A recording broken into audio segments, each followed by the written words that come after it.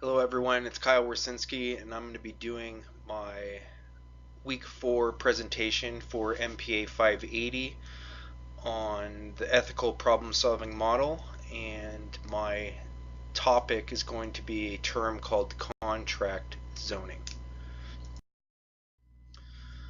So the situation and the facts are the city was interested in buying the building identified in blue, as well as the vacant land identified in red on this slide. So we were negotiating with the ownership of both of those parcels, and then something fell apart on negotiations in the blue, and we were still in negotiations on the vacant land on the red. And we were approached by a gentleman that owns the property in the red, and he wanted to basically give us a really good deal on that property in lieu of us almost guaranteeing him an approval on a cell phone tower on a different property at some other place in a commercial area within the city. So that's the situation. Um, the stakeholders are city staff, the landowner who owned the red property, as well as it's the same guy that owns the property where the cell phone tower would go. The landowners around the cell phone tower property, the actual staff member negotiating this agreement, the residents nearby the cell phone tower, and then the decision-making body for the approval for the cell phone tower for any commercial project, which would be the Planning Commission, and I'll get into that later. So the first step is to analyze the situation based on duties. So the city employee's duty is to uphold the zoning rules that have been established by the council to acquire, but also it has the flip side where we want to be acquiring property for the lowest possible price. So we run into a dilemma here. And then also lastly is it's the duty of the city employee to protect the community's interest. So professional duty is protect community interest. Those are tenets within the code of ethics that I follow. Avoid influence or impaired judgment. It appears to be quid pro quo. So this situation does potentially create influence over the decision-making body as well as the staff member doing the work. And then there's also a duty to disclose all information.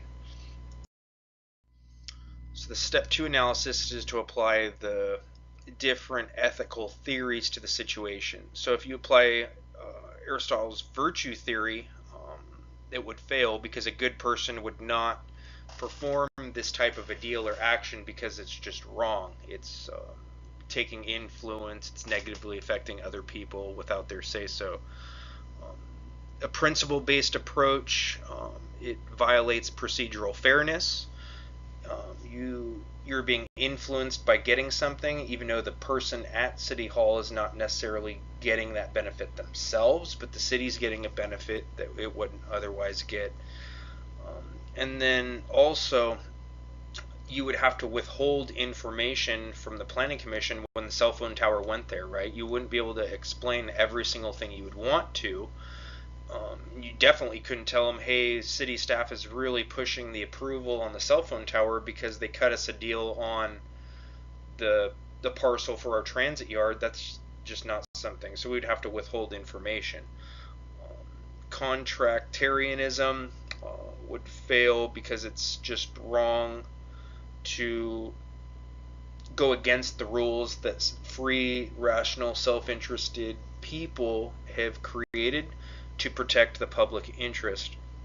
And lastly, utilitarianism would fail that analysis because it provides happiness or a benefit to a very few, and it could potentially create a hardship or something that other people did not want for the people around the cell phone tower. So the options, I had two, and then I split the second one into 2A and 2B. So first option is to take the deal, just go ahead and proceed with it. Take the land for cheaper and push the cell phone tower through and hopefully get a guaranteed approval by Planning Commission. Option 2A is just simply don't take the deal. Option 2B is do not take the deal and tell the landowner we'll negotiate on the property just based on fair estimated value of the property we want to buy from you. Then secondly, feel free to apply to the planning department and go through the standard process for the cell phone tower, but we're not guaranteeing you anything.